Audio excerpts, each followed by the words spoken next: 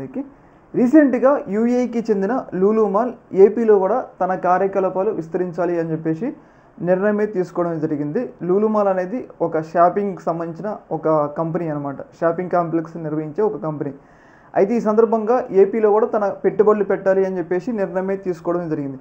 అందులో భాగంగా సీఎం చంద్రబాబు నాయుడు గారిని అప్రోచ్ అయితే వాళ్ళు ఏదైతే విశాఖ నడిబొడ్డున ఉన్న ఆర్‌కే బీచ్ ఆ ఏరియాలో దాదాపు 13 ఎకరాల భూమిని 99 ఏళ్ల లీజ్‌కి ఇచ్చారంట. ఆ లీజ్‌కి ఇచ్చారు. అయితే ఈ లీజ్‌కి ఇచ్చిన రేటు మీద వివాదం అయితే వస్తుందన్నమాట. ముఖ్యంగా వైసీపీ నేతలు ఈ యొక్క లూలు మాల్‌కి భూమి ఇవ్వడంపై తీవ్రస్థాయిలో విమర్శలు అయితే చేస్తున్నారు. ఎందుకు అంటే హైదరాబాద్ అలాగే విశాఖపట్నంలో కూడా చదరపు అడుగుకి దాదాపు 80 నుంచి 100 రూపాయలు ఉంది హైదరాబాద్లో అయితే.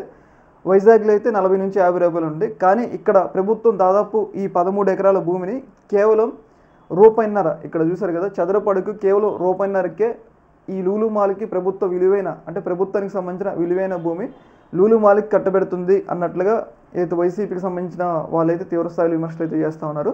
ఇంకొకటి ఏంటి అంటే చంద్రబాబు నాయుడు గారు అలాగే లూలు మాల్ వీళ్ళిద్దరు కుమ్మక్కై ప్రభుత్వ భూములు కొనలగొడుతున్నారన్న ఒక విమర్శ కూడా చేయడమే జరిగిందనమాట. అంటే విలువైన భూమిని, అత్యంత విలువైన భూమిని ఒక షాపింగ్ కాంప్లెక్స్ కోసం చదరపడికి రూపాయిన్నర ఏంటి, అది కూడా 99 ఏళ్ల లీజుకి అన్నట్లుగా తీవ్రస్థాయిలో విమర్శలు అయితే వస్తామని అనమాట.